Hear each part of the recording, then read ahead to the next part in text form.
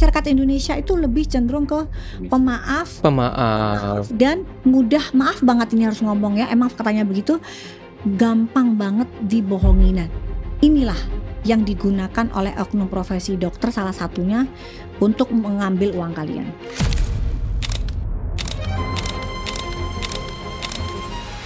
Kalau misalnya ada pasien atau masyarakat yang sudah terlanjur menggunakan produk berbahaya, apa first thing first yang harus mereka lakukan? Stop dulu. Iya. Merkuri itu kan dia terserap secara sistemik masuk aliran darah kita. Itu untuk jangka panjang itu bisa menjadi kayak cancer ya, kerusakan ginjal. Terus kalau ibu hamil itu bisa menyebabkan cacat janin, kemudian kematian janin ya. Hidrokinon tuh sebenarnya aman dengan pengawasan dokter. Nah, sementara yang di pasaran karena owner nakal ini pengen terjual cepat produknya, dia bisa memasukkan haki di angka 7%. Wah, dan itu kerusakannya luar biasa. Ya, dan juga gejala awal misalnya begini, dok saya pengen tahu produk skincare saya bahaya atau enggak. Kamu coba lepas selama 3 hari. Nah, itu biasanya dia akan muncul yang namanya DPO, dermatitis perioral. Jadi bintik-bintik merah di sekitar mulut. Pesan untuk masyarakat, biar lebih hati-hati. Cintai warna asli kulit kita.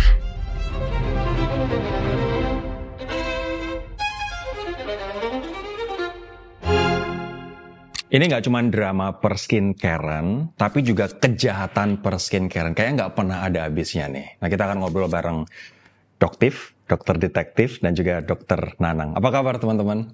Alhamdulillah sehat-sehat. Aku pengen mungkin diupdate dulu, karena aku bukan orang yang ada di industri kecantikan, skincare, dan tidak terlalu dalam paham, mengikuti aja dari luar. Apa sih sebenarnya kejahatan sekarang yang paling banyak ada di industri skincare kita, dok? Dokter dulu deh. Dokter dulu dong, ladies first. Oke. Tahu, tunggu ya. Ada overclaim, ada bahan-bahan berbahaya yang dimasukkan walaupun sudah lolos BPOM. Ini benar? Jadi gini, sebelum munculnya Doktif sebenarnya sudah ada salah satu sosok dokter ya yang memang dia membongkar adanya bahan-bahan berbahaya dalam suatu skincare. Ya, yang entah bagaimana caranya sekarang kita lagi sedang berselisih paham ya. Nah, tapi ya itulah, biarlah nanti hukum yang akan berjalan. Nah, Doktif di sini muncul salah satunya karena merasa prihatin dengan produk-produk skincare yang Doktif curigai melakukan overclaim. Ya, jadi bukan dengan kandungan berbahayanya. Karena kan sudah itu sebelumnya dulu.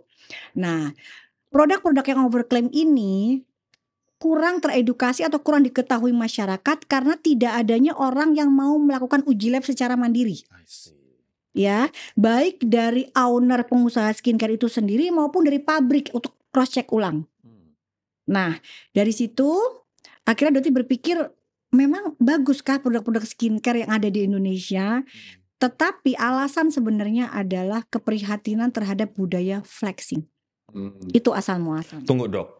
Hubungan antara overclaim ini dengan flexing yang tadi kita cerita ya, sering dilakukan oleh owner dari brand-brand skincare ini, hubungannya gimana tuh? Oke, jadi sebelum kemunculan Doktif kan Doktif pertama kali up-VT di tanggal 5 September 2024 ya. Setahun lalu tepat. Betul, jadi jauh hari sebelum itu setiap Doktif membuka TikTok ya, kelihatan itu yang dilihat selalu konten-konten bernuansa flexing, unboxing brand A, unboxing brand B, gaya hidup yang hedon. Nah, menurut Doktif itu adalah sesuatu hal yang cukup memuakan, dimana di zaman dulu kan kita dididik untuk tidak melakukan pamer. Aktivitas pamer. Tetapi dengan adanya medsos seperti sekarang itu dirasakan flexing itu adalah suatu budaya yang sangat biasa sekali. Ya, di situ juga Dokter berpikir, kok mereka ini pengusaha skincare yang tidak ada background tentang skincare, karena bukan dokter kebanyakan owner-owner ini ya. Tetapi mereka begitu cepat mengumpulkan pundi-pundi kekayaan dengan menjual produk skincare. Ini awal mulanya ya, dok? Asal muasalnya. Tepat setahun yang lalu. Iya, dengan teknik marketing flexing. Nah, jadi sebenarnya bukan tepat dengan setahun. Dokter sudah melakukan pembelian skincare itu dari bulan Juni 2024. ya.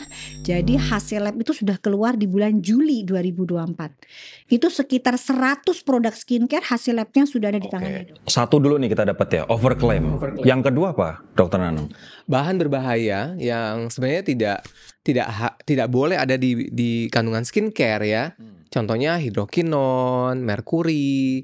Nah, itu ada skincare yang tentunya dengan sengaja supaya hasilnya instan, cepat, ditambahkan bahan-bahan obat. Bahkan kemarin itu ada kasus yang pengusaha, kalau di Makassar kalau nggak salah, itu ada bahan-bahan berbahaya itu, merkuri hidrokinon itu di produknya kan. Betul.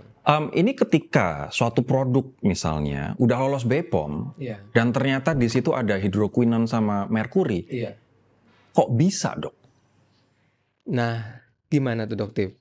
Jadi mereka ini sepertinya ya, atau jadi mereka daftarkan yang memang dibolehkan oleh BPOM ya.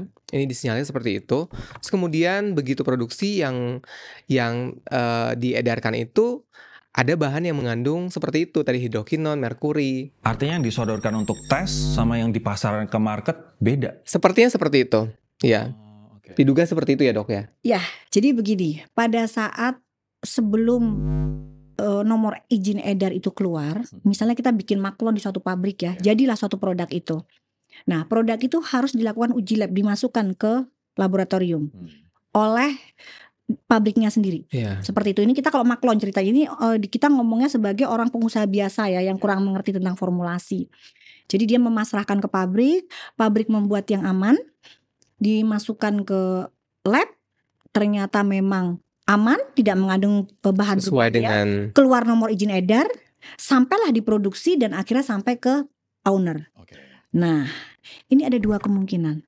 Apakah pabriknya yang kemudian melakukan aksi kecurangan, atau owner sendiri yang melakukan pengoplosan sendiri setelah nomor izin edar keluar. Tapi tunggu, pabrik mungkin nggak diminta owner untuk memasukkan itu? Sangat mungkin. Jadi Bisa memang aja. ada kemungkinan seperti itu. Ada dua kemungkinan tadi ya. Ada dua kemungkinan.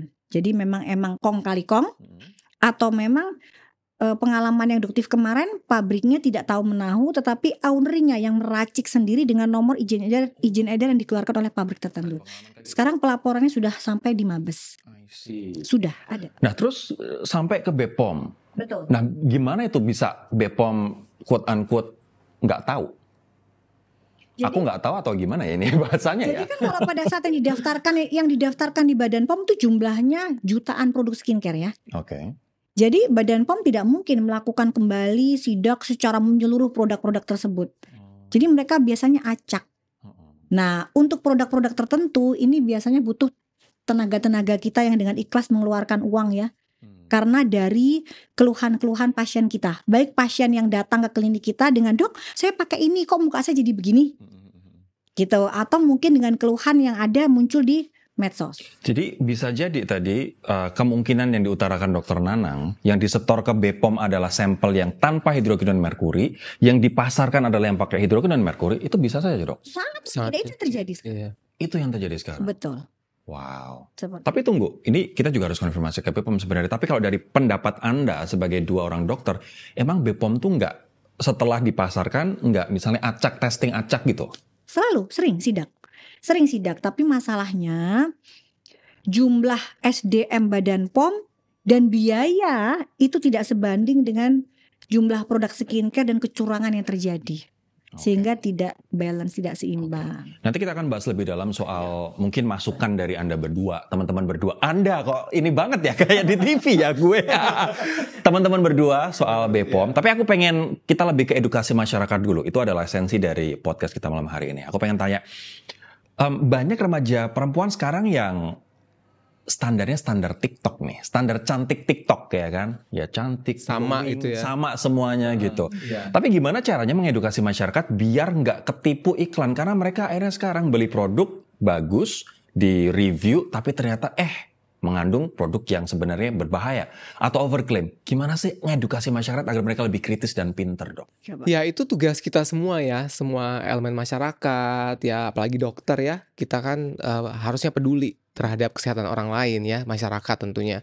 Nah, memang kalau kita lihat trennya tuh banyak yang FOMO ya. Jadi apalagi kan TikTok diiming-imingkan glowing ya, bebas kusam, bebas jerawat. Siapa yang nggak tertarik? Ya apalagi yang punya masalah kulit kan. Kemudian ya ada review, testimoni dan segala macam, kita nggak tahu apakah benar-benar dipakai atau enggak. Atau pure bayaran atau nggak bayaran. Nggak tahu ya kan, ya kan, ya apakah seperti itu. Nah kalau udah seperti tergiur cepet ya putihnya, cepat hilang jerawatnya. Nah mungkin ada sesuatu di situ yang dimasukkan ya. Apakah bahan obat atau mungkin bahan berbahaya. Tunggu, artinya kalau ada klaim cepat hanya dalam beberapa hari atau beberapa pemakaian, kita harusnya langsung aware bahwa ini kemungkinan berbahaya. Kemungkinan, karena biasanya kalau skincare butuh waktu, nggak instan. Gitu. Kalau mutihin misalnya, mencerahkan, Tentu saja, butuh waktu iya. berapa dok? Ya mungkin 4-6 minggu ya dok ya, Doktif ya. Iya, jadi begini. Hal utama yang harus kita edukasi ke masyarakat itu adalah perubahan mindset tentang kecantikan yang sesungguhnya. Wanita Indonesia kebanyakan 99% berpikir bahwa cantik itu adalah memiliki kulit berwarna putih. Ya. Itu adalah suatu mindset yang sangat-sangat keliru. Allah menciptakan ya manusia dengan di negara tropis Indonesia itu memang membutuhkan pigmen melanin untuk melindungi kulit kita dari paparan sinar matahari. Sehingga kulit kita yang sawo matang, yang sebenarnya eksotis disukai oleh orang-orang luar negeri, gitu kan, sebenarnya ya itu adalah sesuatu yang sebenarnya harus kita cintai. Anugerah ya. Iya. Tabir surya alami kan melanin itu. Melanin itu tabir surya alami sudah Allah kasih ke kita. Nah inilah yang mungkin juga kesalahannya adalah para influencer yang selalu juga menerangkan bahwa putih itu adalah lambang wanita cantik. Nah di situ kita juga perlu, termasuk Mas Rory, kita semua segala lapisan masyarakat ini perlu mengedukasi wanita bahwa cintai dulu warna kulit kita aslinya. Ya, jadi warna kulit kita yang tidak bisa dirubah itu sesuaikan saja dengan warna kulit yang ada di lapisan daerah sini belakang. Lengan bagian dalam. Lengan bagian dalam itu nggak akan bisa lebih putih. Jadi kulit kita sawo matang tiba-tiba kayak etnis Tionghoa kan nggak mungkin. Yang ada belang. Kan? Atau abu-abu jadi. Oh iya kan? Kecuali menggunakan produk yang memang ada kandungan bahan merkuri, itu memang akan merubah. Jadi makanya emang beda banget ya, mukanya jadi putih, lehernya hitam jadi belang. Ini mungkin jadi edukasi buat masyarakat juga ya, bahwa kalau misalnya instan berarti kita harus aware, kita harus langsung ada alarm nih. Dan kalau misalnya putih nggak sesuai maksimal itu bagian dalam lengan, berarti ada something berbahaya di dalam situ. Aku pengen tanya lagi sekarang untuk menjelaskan mungkin buat masyarakat yang belum paham nih, overclaim. Aku pengen tanya dulu biar ini semuanya jelas. Yang dimaksud overclaim itu apa dan contohnya gimana? Oke, overclaim itu sebenarnya memiliki dua makna. Ya, yang pertama mungkin yang dijelaskan oleh Badan POM pada saat kita para influencer dikumpulkan oleh Badan POM di tanggal 17 Januari 2025. Makna dari overclaim itu adalah bahwa ada janji-janji berlebihan yang tidak sesuai dengan apa yang ada di produk tersebut. Ya, misal produk ini bisa untuk memudarkan flek. Ternyata ya tidak ada hasilnya sama sekali setelah menggunakan beberapa kali pemakaian. Nah, sementara overclaim yang awalnya yang Dokter maksud, ini sebenarnya ada dua perbedaan makna overclaim. Akhirnya sekarang sudah disatukan. Nah, yang makna dari Doktif itu begini, misal dalam suatu produk disertakan niacinamide 5%. Pada saat Doktif masukin ke lab, hasilnya niacinamide 0,0000 sekian. Atau bahkan di situ ada komposisi niacinamide, tetapi pada saat dimasukin ke lab ternyata niacinamide-nya undetected, tidak terdeteksi. Nah di situ, dan itu banyak sekali, dan itu yang membuat Doktif cukup kaget. Ternyata selama ini sekian tahun masyarakat banyak yang bilang saya sudah habis berapa pot sampai berapa juta kok nggak ada hasil. Itu jawabannya. Itu jawabannya ya. Nah tapi yang soal overclaim yang misalnya diklaim mengandung sesuatu gitu dok. Kemarin kan ada mengandung white tomato, mengandung apalagi tuh salmon DNA. Tadi niacinamide Doktif sebut, overclaimnya kayak gimana tuh? Jadi gini, ini juga yang perlu mungkin masyarakat ketahui ya, bahwa produk suplemen white tomato, jadi sebenarnya sudah Doktif laporkan ke Badan POM sejak bulan Desember 2024. Doktif mencurigai ada sesuatu di situ, ya, dan ternyata akhirnya izinnya pun dicabut oleh Badan POM Untuk produk ini produk White spesifik. Tomato, betul. Nah, mungkin di sini juga pada saat itu memang pengawasan Badan POM agak kurang ketat ya, dikarenakan seperti yang tadi Doktif bilang ya, banyaknya produk yang di pasaran, kurangnya SDM, kurangnya Anggaran, akhirnya betul. banyak yang miss. Jadi butuh memang orang-orang seperti kita yang sebenarnya kita kan mengeluarkan modal sendiri ya. Jadi pada saat Doktif beli White Tomato, melihat komposisinya tidak tertulis Solanum lycopersicum, tetapi hanya L-reduced glutathione yang sama dengan brand yang lain yang harganya jauh lebih murah. Nah, disitulah Doktif mencurigai bersama dengan Dokter Nanang. Kita sempat nanya, Doktif tanya, loh Dokter Nanang kok bisa ya ada produk di pasaran seperti ini? Gitu. Dan ternyata Dokter Nanang pun bilang ya emang di produk itu tidak ada White Tomato. Tetapi kenapa kok nggak dilaporkan? Karena di ingredientsnya memang nggak ada Solanum lycopersicum. Dan ini juga termasuk overclaim juga karena kan diklaim untuk mencerahkan, memutihkan. Betul. Ini overclaim atau penipuan berarti? Kalau ini lebih cenderung ke penipuan. Kenapa? Karena memang tidak pernah ada. Dan ternyata setelah diselidiki oleh Badan POM, mendaftarkannya ke Badan POM pun tidak ada Solanum lycopersicum. Jadi dari mulai packagingnya hingga isinya itu berubah. Jadi kemasan yang didaftarkan ke Badan POM itu tidak ada stiker, tetapi pada saat dijual ke masyarakat ditempeli stiker tomat. Nah ini lebih cenderung ke penipuan bukan overclaim. Ini penipuan bukan overclaim ya. Betul. Dan praktek-praktek kayak gitu banyak dok? Cukup banyak, tapi yang sangat Doktif miris adalah yang kemarin itu White Tomato, karena kan diduga emang pelakunya adalah seorang oknum dokter. Jadi ya cukup miris sebenarnya. Gitu. Kita mungkin nggak perlu sebut nama, tapi mungkin penonton banyak yang sudah tahu. Dan sekali lagi ini konten adalah edukasi, jadi kita biar lebih aware dan hati-hati ya. Ada juga produk yang misalnya diimpor atau diambil dari melakon tertentu, terus ditempelin stiker tuh gimana sih itu modus operandinya tuh kayak gimana tuh? Ya itu juga melanggar juga ya dok. Atau mungkin ada. Jadi mungkin yang dimaksud sepertinya sempat heboh kemarin juga ya. Jadi ada produk dari Korea. Iya. Masuk ke Indonesia. Ya, diimpor oleh PT Pyridam Pharma. Secara resmi. Dilaporkan ke Badan POM, keluarlah nomor izin edar. Ya. Tetapi di situ produk tersebut tidak ada yang namanya jarum. Jarum itu kan pendaftarannya melalui Alkes. Jadi beda ya antara jarum dengan produk kecantikan ya. Kalau produk kecantikan itu izinnya melalui Badan POM, kalau Alkes itu melalui Kemenkes, ALE. Berarti jarum suntiknya harusnya ke Kemenkes ya. Betul. Izinnya. Dan ini memang izinnya dua-duanya sudah keluar sama. Isi. Tapi ternyata ya ini oknum dokter ini pun melakukan relabeling. Jadi dari produk yang namanya Pyridam Pharma itu yang namanya Ripe Skin, nanti mungkin bisa di ini ya, yang namanya Ripe Skin di relabeling menggunakan salmon DNA ya, dan ini jelas menyalahi aturan Badan POM. Kenapa? Karena kan yang didaftarkan Badan POM adalah merek dari Ripe Skin, bukan merek dari DNA salmon. Gitu. Dan ternyata setelah dilakukan penyelidikan oleh kepolisian dan memang tidak ada kerjasama antara PT Pyridam dengan dokter ini. Nah, ini penipuan juga berarti? Ini salah satu bentuk penipuan juga sama. Wow. Seperti ini kasihan banget masyarakat Indonesia jadi bahan ditipu. Kenapa? Makanya harus cerdas ya. Kenapa, Dokter Nanang? Mungkin karena kenapa kita gampang banget ditipu nih? Kita percaya, kita mengagungkan, kita menghormati profesi dokter, tapi ternyata ada oknum-oknum yang memanfaatkan rasa hormat kita dan kebodohan kita untuk profit mereka sendiri. Masyarakat Indonesia itu ya banyak juga yang pinter, tapi memang kita itu masih minim literasi kali ya. Jadi orang malas baca, malas riset, do our own research. Kalau kita kan mau beli sesuatu, ya kita harus teliti sebelum membeli gitu kan. Cerdas membeli. Jadi jangan, ya mungkin ya tadi ya karena memang kita kurang literasi ya. Dan jangan tergoda dengan janji-janji untuk cepat, hasil instan. Nah, FOMO ya, masih banyak orang yang lebih gampang tergiur kalau misalkan percaya sama satu orang atau influencer dan seterusnya. Jadi ini akan seperti ini, ngilangin bopeng, ngilangin apalagi flek, ngilangin jerawat instan dan seterusnya ya. Jadi di sini sebenarnya Doktif itu juga tidak bisa menyalahkan masyarakat ya, Mas Roy. Kenapa? Karena apalagi kan masyarakat Indonesia itu ya wajar kalau mereka mempercayai, oh ini kan yang jualan seorang dokter.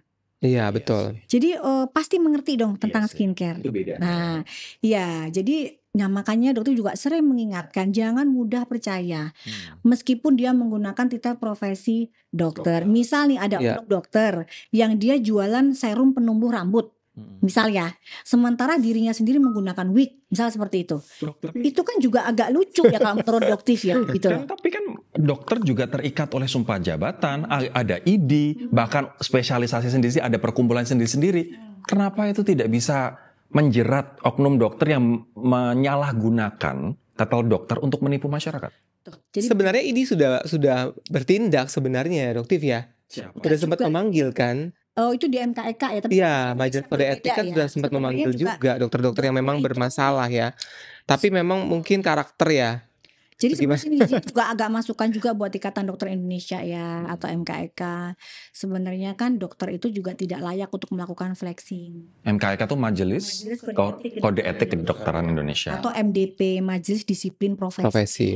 Di mana memang flexing itu kan bukan seharusnya tidak boleh dilakukan oleh seorang dokter ya. Beda dengan orang biasa mungkin ya. Tapi dokter itu kan tidak apalagi ada kata-kata bahwa saya akan menjadi dokter terkaya se-Indonesia.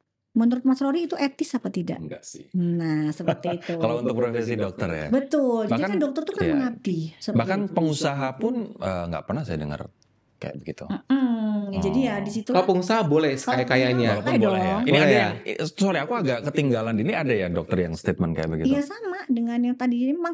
Jadi begini, jadi sebenarnya yang agak cukup miris itu kan kita kan ada sumpah dokter yang berkata bahwa dokter itu adalah teman sejawat.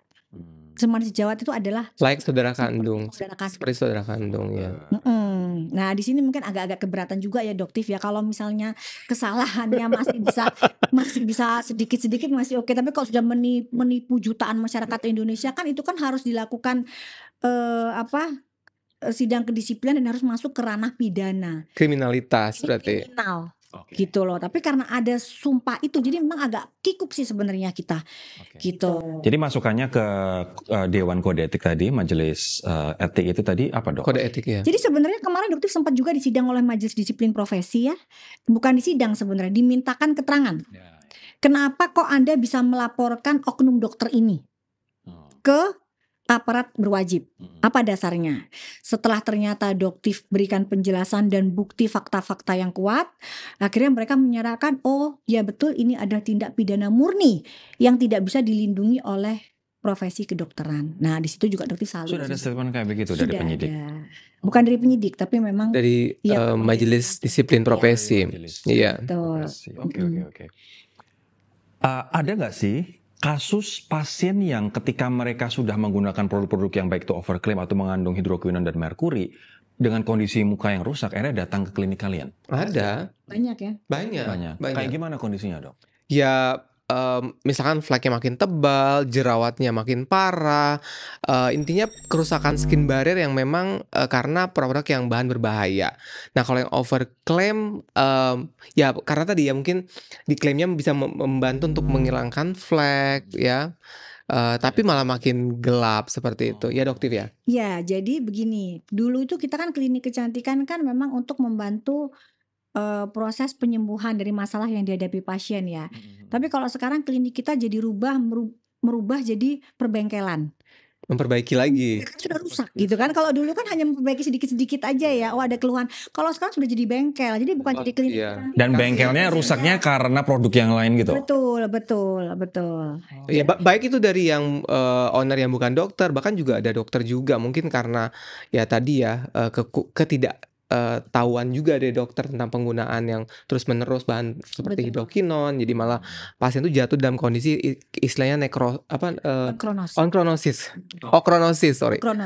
okronosis. Jadi okronosis itu adalah pigmentasi yang gelap, warnanya itu hitam kebiruan yang permanen ya. Iya. Sulit sekali. Enggak. Hubungannya. Gelap, ya.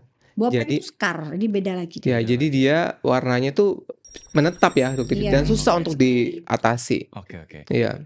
Nah, kita tahu bahwa ya kita tidak bisa 100% menyalahkan masyarakat Indonesia karena ternyata yang melakukan penipuan tadi juga adalah oknum dokter gitu. Tapi at least apa yang harus jadi pegangan masyarakat agar mereka tidak mudah tertipu oleh klaim-klaim yang serampangan ini, Dok? Apa ya? Tips-tips yang paling gampang dipegang masyarakat apa? Pertama, blacklist produk-produk skincare yang dijual oleh owner-owner skincare tukang flexing. Cancel culture ya. Cancel culture untuk memberikan pelajaran ya. Karena mungkin dari pihak Badan POM pun bilang bahwa mereka sulit untuk melakukan tindakan jika tidak ada laporan ke pihak berwajib. BPOM bilang gitu? Iya, sulit. Itu seperti itu. Sementara kan masyarakat Indonesia juga malas sedikit-sedikit lapor kan seperti itu. Kecuali mungkin doktif ya yang sudah di titik level yang udah capek banget gitu ya. Jadi beda ya kalau masyarakat mungkin malas gitu. Jadi itu, dan jangan FOMO. Jangan FOMO dan jangan termakan dengan iklan yang terbaru. Sering banget doktif lihat bahwa ini ada produk yang bisa memutihkan dalam waktu cepat, bisa menggantikan suntik, injeksi, infus. Nah itu sudah jelas bohong. Ada satu lagi tren sekarang. Tren stem cell.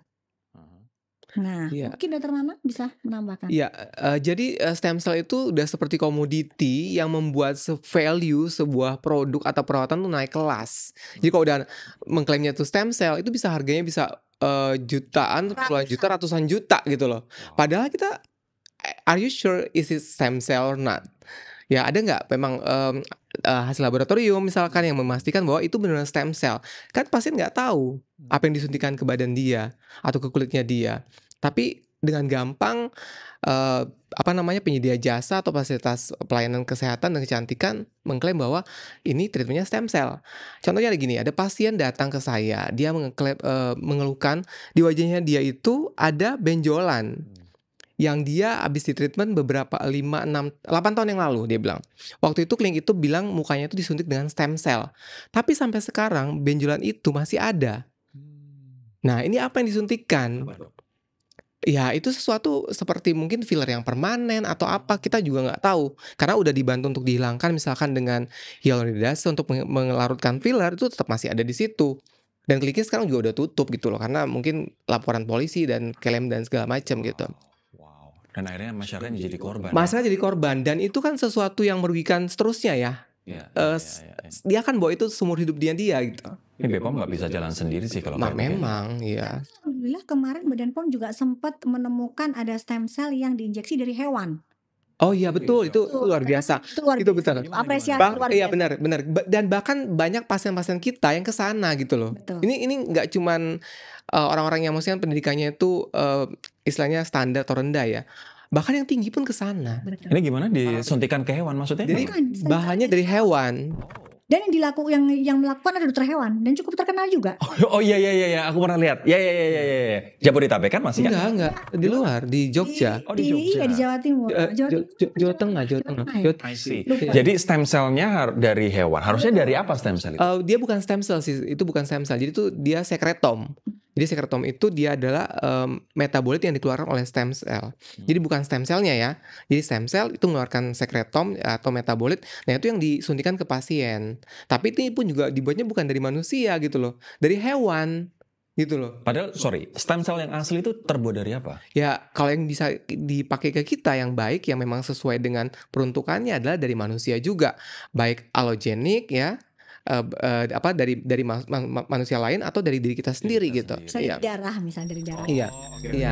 Ya kayak misalnya kayak PRP itu kan kita ngambil kayak misalnya ya kayak lain. Kita ngambil dari darah sendiri gitu. Banget nih ya diklaim PRP itu sebagai stem cell, kan kasihan. PRP itu kan pembuatannya beda dengan stem cell. Stem cell is very kompleks atau pembuatannya. Kalau PRP kan simple banget, ambil darah diproses, yang diambil kan growth factor. Growth factor itu bukan stem cell. Dan ini berarti stem cell harusnya dari manusia lain atau dari dirinya sendiri. Ini ngambilnya dari hewan, disuntikin ke manusia oleh dokter hewan. Dan bukan stem cell juga, itu sekretom. Sekretom, ampun deh. Nah, jadi kan memang ini jadi komoditi supaya bisa ya pasti mengambil keuntungan ya. Dan impactnya juga jadi ke masyarakat, kesehatannya dia terancam ya. Ini mungkin aku pengen sekarang ke Doktif nih yang baru 1 tahun tapi sudah sangat menggemparkan, menggemparkan tapi dalam hal positif. Untuk sisi masyarakat sangat positif karena Doktif ada di garda depan untuk mengedukasi kita dan melindungi kita masyarakat dari produk-produk abal-abal gitu. Awal mulanya Dok, kenapa melakukan ini semua Dok? Selain flexing? Bukan. Asal muasalnya selain jengah melihat keflexingan, ya. Jengah melihat flexing. Melihat keflexingan. Yang kedua, ya ini ada oknum dokter yang melakukan tindakan yang sebenarnya sangat tidak etis. Salah satunya seperti yang misal ada gelar PhD dalam misalnya dokter bla bla bla PhD, ya. Kita tahu PhD itu kan cenderung ke S3 ya. Betul. Nah, setelah saya tanya ternyata beliau juga sekolah S2. Jadi lucu, setelah ngambil PhD S3 sekolah lagi S2. Ini kan menimbulkan salah satu pertanyaan ya, kok bisa ya? Kok ada ya? Mamaku profesor. Otomatis profesor PhD dulu. Urutannya kan bachelor, S1, S2 master, PhD. Mamaku tuh dulu sampai badannya tuh gatal-gatal saking stresnya untuk mendapatkan PhD 4 tahun. Wow. Minimal 3,5 tahun. Betul sekali. Paling cepat. Proses profesorshipnya 2 tahun. Jadi luar biasa perjuangan untuk dapat PhD ini. Nah ini apa yang terjadi? Nah pada saat ini saya pelajarin kok ada ya satu dokter ini mendapatkan gelar PhD hanya dalam tempo 1 tahun. Ya 1 tahun dan kemudian gelar PhD itu dia dapat dan tapi dia masih sekolah lagi S2 di salah satu universitas di Udayana yang akhirnya ternyata juga di drop out. Ya, nah jadi di sini juga muncul banyak kejanggalan dan akhirnya ternyata kemarin beliau juga ini hati-hati sekali ya guys ya. Jadi hati-hati sekali karena banyak terjadi penipuan dengan modus stem cell yang juga salah satunya dilakukan oleh oknum dokter ini. Jadi menjual di kliniknya berupa stem cell sekian belas juta tapi dengan sebutan mini stem cell. Stem cell tuh nggak ada mini ya Mas Rory ya. Jadi tidak ada. Jadi sebenarnya pada saat Doktif melihat itu Doktif cukup kaget kok ada ya lucu ya ada yang namanya mini stem cell. Sehingga Doktif datang ke klinik oknum dokter ini untuk pengen tahu melakukan tindakan untuk pengen tahu emang bener ya mungkin ada. Kenapa? Karena beliau mengaku sebagai ahli stem cell. Gitu. Dok, berarti niatnya tidak ya? Iya. Dan ternyata bukan. Ternyata bukan. Jadi niatnya adalah memang pengen mengedukasi masyarakat dan karena gatel melihat ini. Betul. Tapi kemudian ada suara juga yang mengatakan bahwa tapi ternyata Doktif juga jualan klinik juga, jualan produk juga, skincare juga. Doktif akan jawab gimana?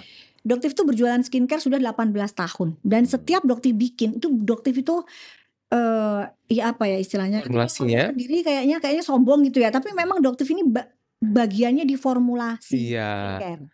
Beliau jago sekali formulasi. Jadi kalau misalnya ditanyakan stem cell gitu ya, Doktif nggak tahu tentang stem cell. Doktif taunya hanya permukaan saja. Ahli stem cell adalah Dokter Nanang Masrani. Karena beliau sekolah di S2 emang di bagian stem cell juga. Jadi kalau ditanyakan oleh pasien, misalnya pasien ada yang menanyakan, dok saya mau tanya tentang stem cell dan bla bla, itu saya serahkan ke Dokter Nanang karena beliau emang masternya. Sedangkan kalau Doktif tuh masternya di bagian formulasi. Jadi kalau misalnya Doktif ada tahu, loh kok ini kok yang dikatakan stem cell padahal bukan mini stem cell, padahal bukan stem cell itu adalah sekretom, dijual sekian belas juta merugikan masyarakat. Mas Rory tindakannya apa kalau sebagai Doktif? Iya akan mereveal itu. Ini sudah merugikan masyarakat, ini penipuan. Saya harus dengan sumpah profesi saya harus membantu masyarakat. Meskipun dikatakan etik adalah teman dokter adalah sebagai saudara kandung, teman sejawat saudara kandung. Apakah kita harus diam atau harus berbicara? Ya nggak boleh. Walaupun saudara kalau sudah menipu masyarakat, menyalahgunakan profesi itu salah. Nah itulah yang membuat Doktif cepat naik sebenarnya. Mungkin karena kenekatannya Doktif melawan ini semua. Ya karena oknum dokter ini sempat dikatakan oleh Bang Deddy Corbuzier sebagai orang yang sangat kebal hukum. Gitu. Tapi di sini sekebal itu. Tapi akhirnya dengan berjalannya dengan munculnya Doktif, tidak ada ya warga negara Indonesia satupun yang ya, jadi dipastikan tidak ada yang kebal hukum. Kenapa begitu yakin? Ya karena memang prosesnya sudah berjalan terus. Proses apa itu? Proses untuk dari oknum dokter ini di Polda Metro Jaya. Tidak ada yang terhenti seperti itu. Tidak ada yang kebal hukum di negeri. Tidak ada yang kebal hukum di negara Walaupun ini. backingannya kuat, duitnya banyak. Tidak ada. Selama buktinya kuat, fakta dan data ada semua, tidak ada yang bisa mengelak. Silakan dihukum, diproses. Dan harus satu, Mas Rory, satu. No viral, no justice. Berarti artinya masyarakat juga harus membantu begitu. Harus dikawal. Harus banget viral ya, biar dapat Dan harus keadilan. dikawal oleh masyarakat. Oh, harus dikawal sama masyarakat. Karena kan kerugiannya ini sebenarnya bukan di Doktif ya. Doktif sudah beli, misalnya sama suplemen White Tomato Doktif beli. Tapi kan ini kan sudah sekian tahun berjalan dan kerugiannya bukan miliaran lagi, bisa mencapai triliunan. Gitu. Ada nggak teman-teman seprofesi yang kayak Doktif, kayak Dokter Nanang jadi agent of information? Ada, Dr. Ika ya. Kalian akan berkumpul nggak misalnya jadi satu untuk yuk kita bongkar benar-benar rame-rame dan membantu masyarakat? Sudah. Memang kita berkumpul. Jadi magnet itu kan pasti kan saling tarik menarik ya. Jadi kalau energi yang negatif pasti ke negatif, yang positif yang ke positif. Seperti itu nggak, Dokter? Betul. Jadi ada seperti Dokter Abel, Incognito, Dokter Ika, itu semua kita bersatu untuk membongkar ini semua. Jadi Kita bersatu. dia Cuma tergerak. mereka punya gaya masing-masing yang Ya. kenapa kok dibilang dikatakan Doktif kok cepet banget. Mungkin gayanya Doktif nggak seperti dokter-dokter pada umumnya. Belak-belakan. Kayaknya Iya preman kan? soalnya. Preman. Bukan, dia pejuang. Oh, pejuang, mental ya. pejuang. Mental pejuang. Adrenalinnya super tinggi, ya jihadnya udah luar biasa. Nih, bisa. Jadi kalau nggak ada, makanya teman Adrenalin kayak kurang menantang. Doktif ini kan aktivis, Mas Rory. Jadi kalau ada bencana, Doktif itu selalu turun di garda terdepan. Jadi resikonya itu kan besar ya. Doktif tuh ambilnya yang resikonya gede, yang memang nggak mungkin. Jadi kalau misalnya kita terjun ke area yang resikonya besar tuh kita tinggalkan KTP. Jadi kalau nggak balik, udah tahu nih korbannya ini gitu. Nyarinya yang di pelosok, yang jembatannya putus, yang susah untuk jangkau gitu. Ini aku dulu kenal Dokter Nanang tuh lama. Dulu nggak kayak begini dia. Iya. Iya. Udah mulai ke bawah-bawah. Berubah. Udah mulai ke bawah, jadi aktivis. Mentalnya jadi mental aktivis juga nih ya. Oke. Dok, tapi kamu tuh mengganggu dapur banyak orang dong. Banget. Mengganggu ladang banyak orang dong. Betul. Ancaman atau gangguan apa yang muncul menghampiri kamu? Jadi ya awal-awal mungkin karena mereka marah ya. Jadi memang banyak yang akhirnya muncul hacker yang mencoba meretas di mana alamatnya Doktif di doxing. Itu katanya, salah satu sosial media kamu hilang ya? Betul. Sempet ya. Sempat hilang. Tapi TikTok. TikTok, tapi itu kan juga dilaporkan oleh oknum dokter ini. Oh. Dan itu semua ada buktinya ya, Oke. ada semua. Tapi akhirnya kembali lagi. Lanjut lagi doxing tadi. Nah, doxing itu hacker biasanya yang melakukan itu. Jadi mereka menyebar di mana alamatnya Doktif. Terus juga ada juga owner yang menyebarkan nomor handphonenya Doktif di akun Instagramnya mereka. Ini ada juga owner yang melakukan itu, owner skincare yang cukup besar, followernya jutaan ya, melakukan hal tersebut. Sementara kita tahu ada yang namanya Undang-Undang Perlindungan Data Pribadi ya. Jadi kita tidak boleh ya menyebar nomor telepon melalui medsos kita. Nah, itu semua ada. Nah, belum lagi serangan-serangan yang mungkin berbentuk Intimidasi. ya, tidak terlihat itu Oh, juga ada lumayan. serangan goib. Bentuknya kayak gimana tuh? Aku orang Solo, jadi aku bisa relate. Kita sama-sama orang Jawa kan, Doktif dari Jawa Timur. Aku orang Solo, Dok. Iya. Kayak gimana tuh bentuknya? Jadi ya tiba-tiba malam-malam nih ya, tiba-tiba kita lagi santai, tiba-tiba terdengar suara letusan. Itu sering banget yang pecah memang di lantai bawah. Kan Doktif kan tidurnya di lantai atas ya. Jadi sering banget terdengar suara letusan di lantai bawah. Tiba-tiba. Tiba-tiba aja. Itu apa kira-kira? Ya itu Allahu alam ya. Yang jelas kan semua itu kan terjadi atas kehendaknya Allah. Jadi Doktif yakin backingannya Allah ya aman-aman aja. Backingannya Allah. Selama ini apa yang Doktif lakukan untuk ibaratnya mengebersihin itu? Apanya yang untuk Ngebersihin kiriman-kiriman itu? ya alhamdulillah lah kan memang kan ya Doktif melakukan ibadah-ibadah seperti biasa sih, sholat malam kayak begitu-begitu sih. Backingannya Allah pokoknya ya. Pokoknya backing. Backingannya. Semuanya sama Allah aja. Tidak ada mungkin yang selama ini dibilang kok Doktif kayaknya siapa sih backingannya kok berani banget gitu ya. Satu, backingannya Doktif Allah. Jadi pada saat Doktif tuh disakiti, dizolimi tuh Doktif cerita, ya Allah kok mereka jahat ya, fitnahnya kok sampai seperti ini ya. Padahal kan mereka tidak tahu fakta yang sebenarnya. Dan itu banyak yang akan Doktif pertanyakan hingga ke akhirat. Karena kan ketikan kita itu kan pasti dapat pertanggungjawaban ya. Tadi dapat doxing, terus kiriman dari hal gaib. Tapi kalau misalnya kiriman Uang. algojo, tunggu, uang belum. Algojo atau seseorang yang mengancam keselamatan Doktif pernah nggak? Yang sempat itu biasanya kemarin itu sempat kayak ada beberapa yang memang motor sering ya melewati lokasi perumahannya Doktif. Tapi memang kan perumahannya Doktif cukup ketat pemeriksaannya. Jadi bukan di pinggir jalan raya ya, jadi sulit sekali. Terus yang kemarin itu kan ada persekusi ya yang dilakukan di Januari. Yang memang saat ini juga prosesnya terus berlanjut. Jadi ada sempat, Doktif apakah sudah damai dengan kejadian persekusi? Doktif tekankan di sini karena capek banget ngejawab ya, tidak ada kata damai. Ini yang rame-rame di sosmed waktu itu ya? Betul, yang nonton sampai jutaan ya. Dan itu Di restoran ya, di restoran dilabrak kali. dilabrak bareng-bareng dan itu rame-rame ya. Rame-rame dan itu prosesnya tetap berlanjut dan mungkin akan mendekati garis final ini sebentar lagi. Oh wow. Karena sudah naik penyidikan ya, sudah naik penyidikan. Outcome-nya kira-kira apa, Dok? Nanti kita serahkan. Tapi udah naik penyidikan? Sudah naik. Oh, berarti kalau udah penyidikan kemungkinan besar udah ada tersangka dong? Sebentar lagi. Jadi memang kita tinggal nunggu, nanti dipanggil lagi, kalau nggak datang kan dijemput paksa ya. Gitu. Jadi cuman ada beberapa hal yang strateginya Doktif juga Doktif nggak bisa sebutkan di sini. Oke. Menyambung tadi yang disampaikan Dokter Nanang, uang, ditawarin uang atau kemarin aku dengar Doktif sempat, aku nggak tahu ya, minta atau ngetes tuh 20M tuh gimana ceritanya? Jadi asal muasalnya itu kan memang Doktif itu pernah bikin konten bahwa kasih dong Doktif 10M, 20M gitu dulu ya. Dulu awal-awal betul bikin konten sampai yang saat ini Doktif sesalkan adalah sumpah Al-Quran. Doktif pernah melakukan itu. Kenapa Doktif sesalkan? Karena balasannya ternyata cukup cepat ya Mas Rory ya. Jadi jangan gampang melakukan sumpah Quran. Karena kalau misalnya kita melakukan sumpah Quran itu balasannya itu sama Allah tuh cepet banget. Kasihan sebenarnya setelah Doktif melihat orang-orang yang zalim ini tumbang dengan sendirinya. Ini sumpah Quran, siapa yang melakukan sumpah Quran? Doktif melakukan sumpah Quran. Karena saking udah jengkelnya ya dengan fitnah yang luar biasa, akhirnya Doktif minta keadilannya Allah. Yang itu, dan akhirnya sekarang semua yang zalim, yang fitnah Doktif tumbang dengan sendirinya. Gitu. Jadi ya. Tapi yang nawarin duit, sorry Dok, nawarin duit ada? Ada, bukan nawarin duit. Jadi mereka pertamanya itu memancingnya, Dok bisa nggak merubah hasil lab? Seperti yang hasilnya seperti ini. Tunggu, ini artinya Doktif udah pegang hasil lab yang asli, udah Doktif review di sosial media, terus mereka keberatan dan mereka akhirnya minta, nih pakai ganti ini dong dengan hasil dari aku gitu. Betul, itu ada. Apa yang Doktif lakukan? Ya Doktif bilang, loh yang Doktif minta gak mungkin melakukan itu, berarti itu kan terjadi pembohongan. Enggak, yang Doktif minta kalian tarik saja produk kalian, tarik dari reseller, perbaiki jual, ya. Selesai, hanya itu. Sesimpel itu ya. Tujuannya Doktif kan sesimpel itu, iya. Doktif ingin berbisnis di kolam yang bersih. Ikut berbisnis di kolam yang bersih. Sementara sebelum kehadiran Doktif kan kayaknya kolam skincare ini hitam sekali. Dengan dia ngasih hasil lab versi dia, Doktif ditawarin duit.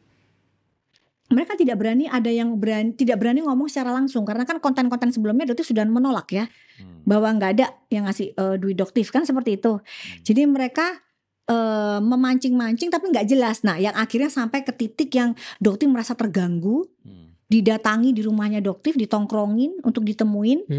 Nah, akhirnya terjadilah yang namanya, oke, kalau misalnya kamu minta saya review yang baik, berikan saya segini gitu, dengan secara mendadak. Jadi tidak ada perencanaan. Jadi mereka pun tidak bisa mempersiapkan itu. Ini tujuannya Doktif apa, ngetes? Untuk tahu aja, betul. Hanya untuk tahu. Jadi, loh ngapain sih kamu kok sering datang tuh, tujuannya apa? Karena mereka tidak pernah menyiratkan secara langsung. Pernah mereka bilang, Dok, kita sudah di depan rumah, kita ada titipan. Nah, titipan ini kan maknanya kita nggak tahu apa titipan. Nah, dari situ Doktif sudah langsung nada tinggi. Maksudnya titipan apa nih? Kamu mau titipin apa nih? Nah, di situ Doktif udah ada rasa-rasa ketakutan di situ. Nah gitu, akhirnya ternyata pada saat Doktif bilang ya udah 20M atau 2 juta US dollar apa Singapura, asal aja bicara, yang Doktif pikir kan nggak mungkin ya, nggak akan mungkin gitu loh. Karena kan yang Doktif minta hanya perbaikan saja. Ternyata dalam 2 hari disetujui. Nah di situ Doktif melihat, oh ini udah nggak benar berarti. Ya udah Doktif tinggalkan. Itu Doktif sebut angka itu supaya ya itu pasti angka yang mustahil gitu loh. Nggak mungkin. Iya. Nggak mungkin. Ternyata setelah 2 hari disetujui dan akhirnya kalau misalnya memang Mas Rory, kalau misalnya Doktif ingin itu, kok Doktif kok nggak pernah ngasih nomor rekening, kok nggak pernah suruh orang datang? Sampai dihembuskan kami itu sindikat. Sampai dihembuskan sindikat. Coba sindikat merasan. Ya ini benar-benar saya harus sampaikan nih. Banyak banget ya haters, buzzer termasuk juga salah satu owner lah DM ke saya.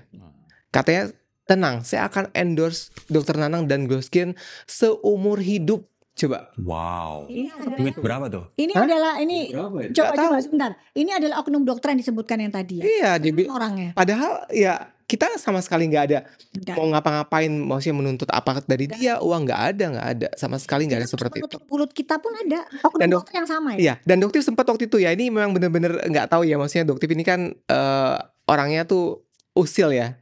Dia sempat ngomong kayak gini, gimana ya, ini owner-owner tuh banyak yang hubungin saya, pengen ketemu, pengen bikin podcast dan seterusnya, bener nggak Doktif ya? Ya kan? Gimana biar mereka tuh nggak ngejar-ngejar saya sebutkan angka berapa. Kita langsung udah angka tinggi aja, sampai kayak gitu. Kita pikir ya pasti nggak sanggup lah, ngapain sih kalau memang bener-bener bukan nggak sanggup ya. Istilahnya gini loh, kalau memang nggak ada apa-apa, kenapa harus keluar uang segitu gede gitu loh? Ya udah kita bilang, kayaknya kalau 2 juta Singapura dolar kayak nggak sanggup. Gede banget. Ternyata sanggup dan dalam 2 hari. Nggak tahu sanggup apa nggak. Dia sih iyain. Oh ya gitu ya, wow. Dan itu di bukti chatnya ada. Makanya Serius? pada saat Ini saya nggak dapat informasi dari itu. ya, karena pada saat di persidangan pun akhirnya kan dari pihak jaksa tidak berani menanyakan itu karena itu melemahkan. Oh. Karena itu semakin menunjukkan bahwa memang ada unsur, ada usaha melakukan penyuapan. Jadi saya tunggu-tunggu ini kapan nanya ini, aku nggak nanya-nanya, nggak ditanya-tanya sama jaksanya. Gitu. Wow. Itu setelah 2 juta siap, Doktif gimana responnya? Dia ngabarin Enggak ngabarin dicuekin, apa? kaget. Ya pada saat itu, wah udah nggak benerin. Doktif cuekin. Jangan-jangan nanti OTT kan gitu. Oh. Jadi ya sudah dicuekin. Dan memang banyak bang. Nggak ada dan nggak pernah nanya, nggak pernah. Dan untungnya memang kan pada saat itu emang Doktif tuh keluar untuk apa? Keluar negeri emang momennya itu tepat sekali. Kenapa? Karena dia nggak akan bisa nongkrong di rumahnya Doktif. Seperti itu tujuannya. Sekarang aku pengen tanya ke lembaga yang ini BPOM ini kan harusnya kayak FDA kan. FDA di Amerika yang tegas, galak, powerful gitu. Sebenarnya harusnya Nggak juga ya? Amerika masa segitu. Ke FDA juga nggak juga. Bepom juga udah bagus sebenarnya. Tapi at least apa yang disampaikan FDA itu jadi banyak referensi gitu loh. Iya. Walaupun ternyata eksekutif FDA juga banyak yang akhirnya masuk ke korporat-korporat. Iya, karena dana mereka kan besar untuk penelitian, untuk anggarannya besar. Maksud aku adalah BPOM seharusnya kuat. BPOM seharusnya berdiri di depan rakyat. Iya. BPOM harusnya kita dukung bareng-bareng untuk kuat dan untuk tegas. Apa permasalahan BPOM saat ini dari kacamata Anda berdua? Kalian berdua sebagai dokter, apa permasalahan terbesarnya, Dok? Iya. Badan POM ini kan sebenarnya langsung berada di bawah pengawasan Bapak Presiden langsung, jadi lembaga di bawah presiden ya. Jadi Kepala Badan POM Dr. Taruna ini juga kan dipilih langsung oleh Bapak Prabowo. Nah, Dr. Taruna ini adalah seorang aktivis, Mas Rory.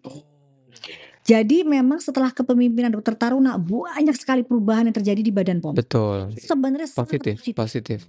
Kita pun merasakan itu sih. Ya. Badan POM itu mengeluarkan seperti suplemen White Tomato yang didaftarkan apa, yang dijual apa.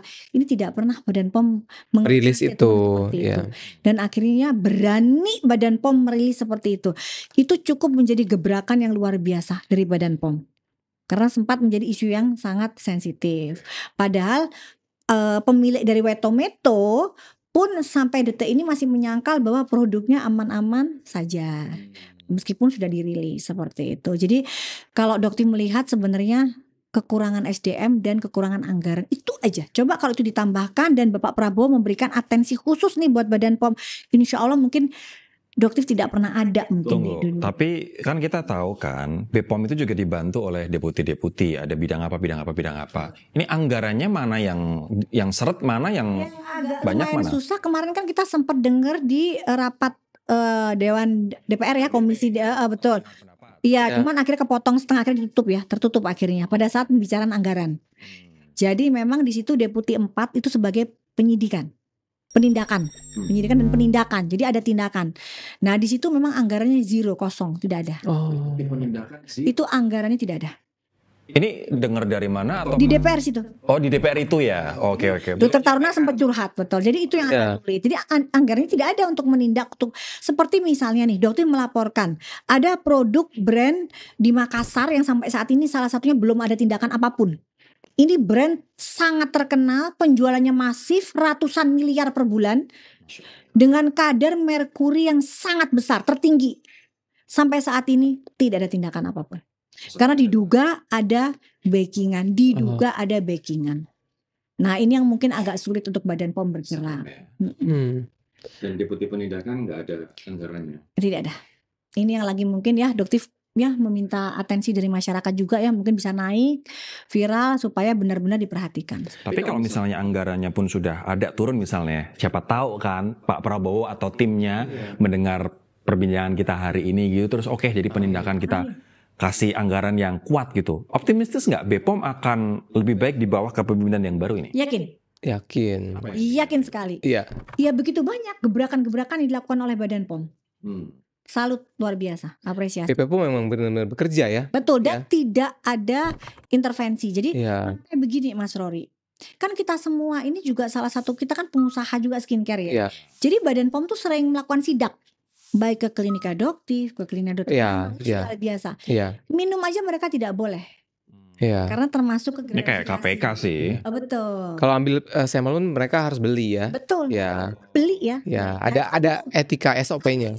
Tunggu, tapi ya faktanya mereka kecolongan juga. Banyak produk yang mereka periksa ternyata ketika di pasar nggak cocok dengan mereka yang periksa. Nah, ini apa yang salah, apa yang kurang, kok bisa kecolongan? Karena terlalu masif tadi ya. Dan memang kan yang dijangkau ini banyak banget lapisan masyarakat menengah ke bawah, yang dijualnya itu nggak cuma online ya, tapi dari reseller gitu kan. Di desa-desa itu kan mereka belum menjangkau yang namanya TikTok, mungkin belum buka, belum ada internetnya.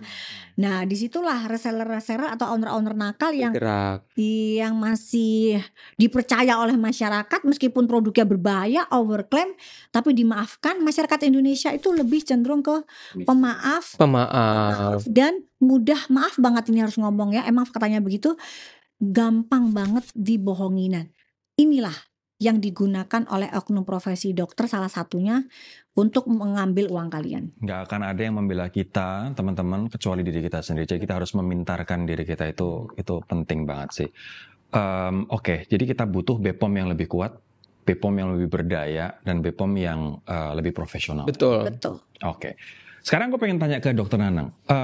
Banyak brand kecantikan yang jual produknya mahal, padahal formulanya standar-standar aja, atau bahkan formulanya kagak ada tuh seperti yang diklaimkan gitu, Dok.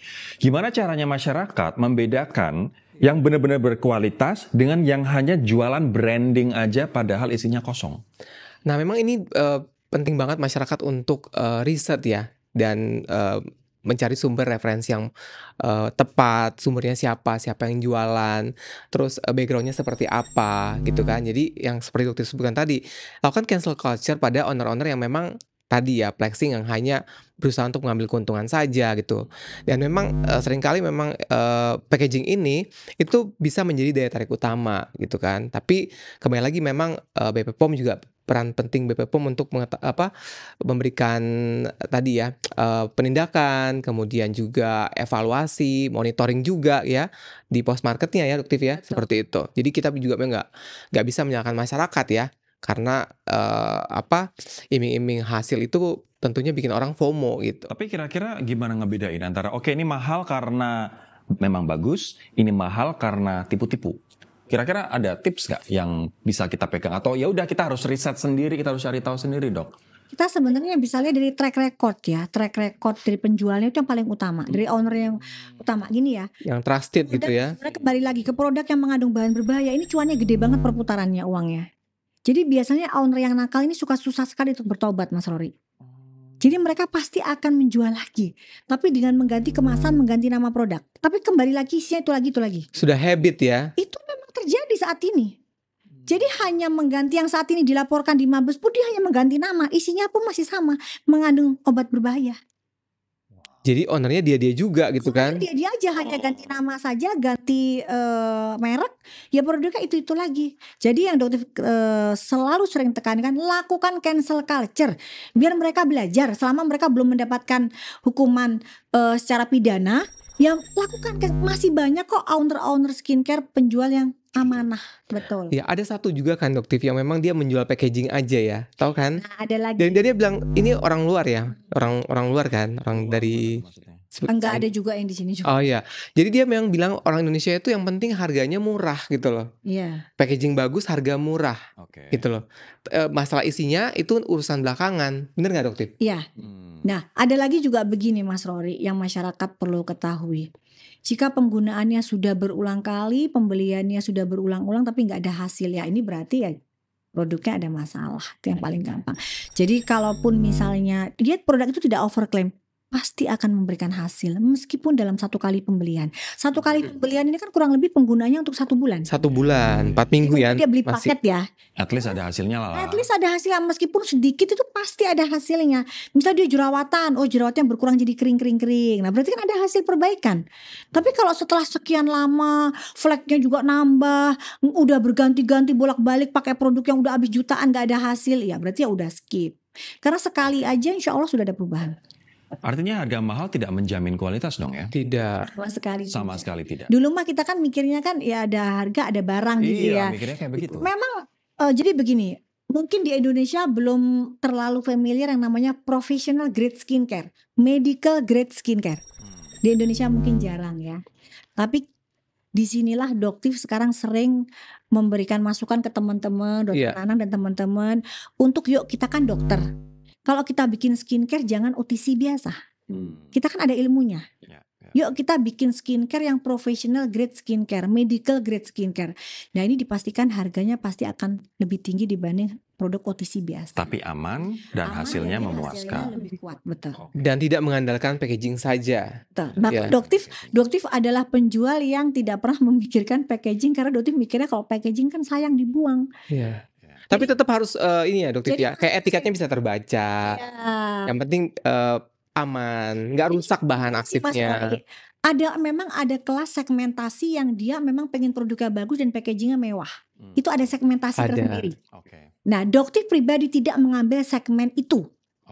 Tapi mungkin ada beberapa yang mungkin juga dokter Nanang punya segmen itu. Jadi kalau dia melihat misalnya produknya Doktif kok ini kok packagingnya begini aja, saya pengennya yang bagus. Iya, itu ada segmentasi sendiri-sendiri. Intinya begini, silahkan jadi pengusaha tapi jadi pengusaha yang jujur dan amanah.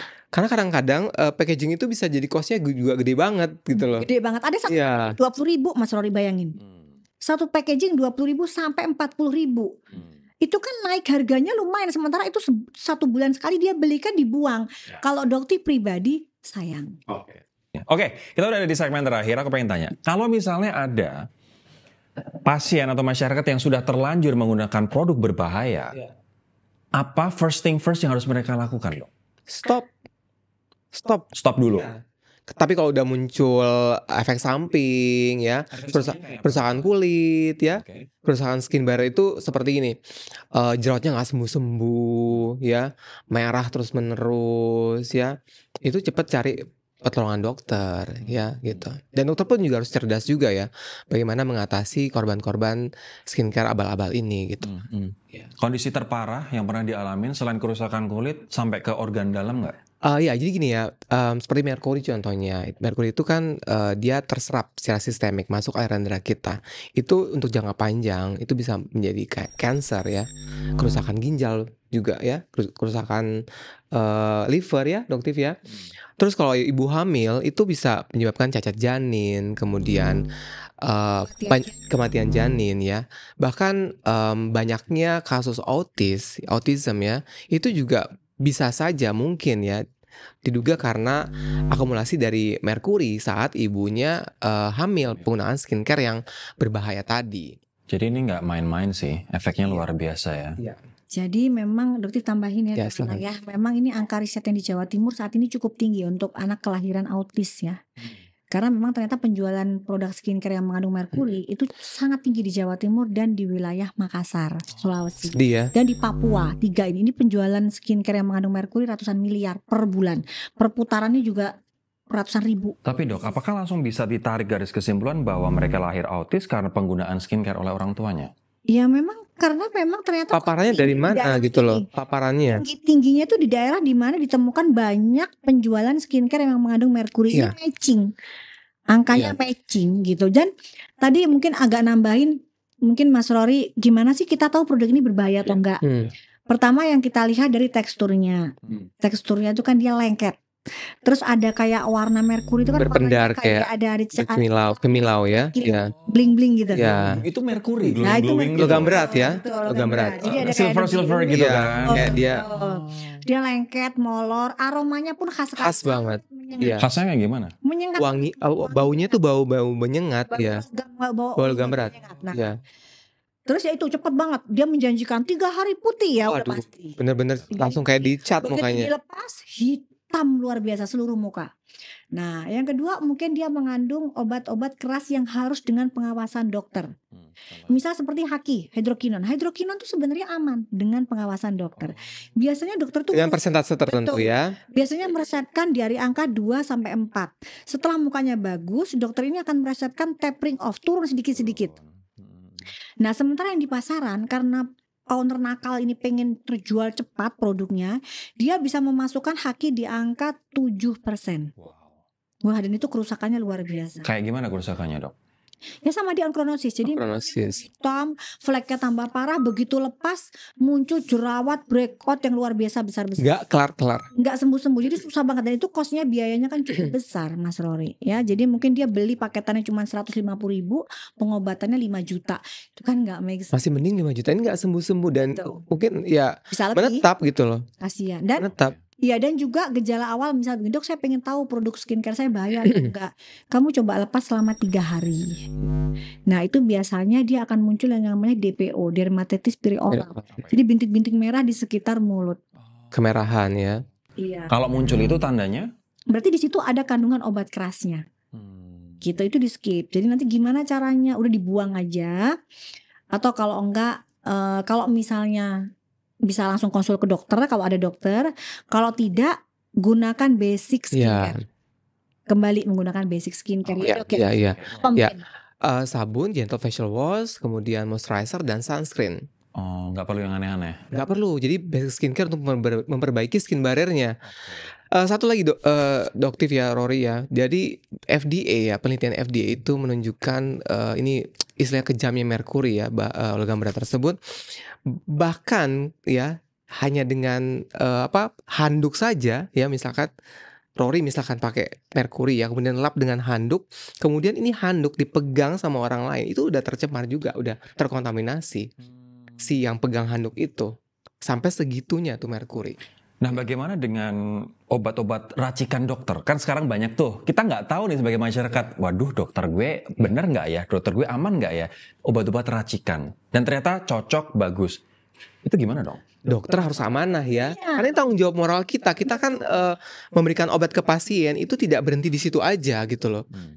Ya, dia kan kalau misalnya kita meresepkan obat yang terus-menerus, dia bisa ketergantungan gitu loh. Dan kerusakan kulitnya kan bisa menetap kan. Kasian gitu. Ngetesnya gimana? 3 hari juga itu, Dok? Sama. Jadi dia coba dilepas mendadak 3 hari. Kalau misalnya tidak ada keluhan apapun ya berarti memang aman. Baik-baik aja. Makanya banyak banget nih Mas Rory pasien yang datang ke dokter bilang, tiba-tiba aja dia bilang begini, dok saya kalau pakai ini ketergantungan apa enggak? Nah di situ saya nanya, ketergantungan tuh maksudnya apa? Apakah kamu pingin kamu nggak pakai skincare muka kamu tetap kinclong? Kan nggak mungkin. Apakah kamu pengen ini ketergantungan tuh seperti apa? Kamu pengen nggak pakai dokter terus seperti apa? Terus apakah pengen harus tergantung terus dokter? Enggak juga. Pasien saya banyak banget yang begitu lepas dari pengawasan saya pun ya tidak ada masalah, aman-aman aja, kembali ke basic, nggak ada masalah. Jadi semua memang yuk kita jadi dokter yang amanah. Gitu aja. Terakhir, pesan untuk masyarakat, biar lebih hati-hati, biar lebih kritis, biar lebih pinter, biar nggak tertipu oleh yang flexing-flexing, atau biar nggak tertipu oleh klaim yang abal-abal atau bahan-bahan berbahaya. Silakan teman-teman. Kalau Doktif mungkin sudah banyak juga, cuma hanya satu yang Doktif tekankan, cintai warna asli kulit kita. Sesimpel itu. Teman-teman. Kalau pesan-pesan untuk semua ya, nggak cuma konsumen tapi juga para owner ya, baik itu dokter atau bahkan juga bukan dokter. Jadi kita harus peduli ya sama kesehatan orang lain ya. Jadi apa yang kita berikan itu tentunya harus berimpact positif ya. Dan untuk masyarakat cerdas dalam membeli, teliti dan cerdas sebelum membeli. Lihat ya, misal dia membeli produk, lihat apakah ada izin edarnya, komposisinya, batch numbernya, expiry date-nya itu wajib untuk dilakukan pemeriksaan seperti itu. Minimalnya seperti itu.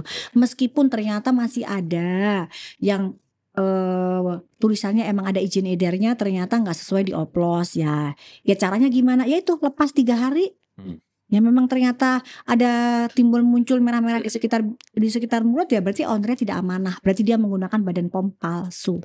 Dan satu lagi, jangan FOMO atau ikut-ikutan. Karena belum tentu cocok dengan Rory, cocok dengan saya.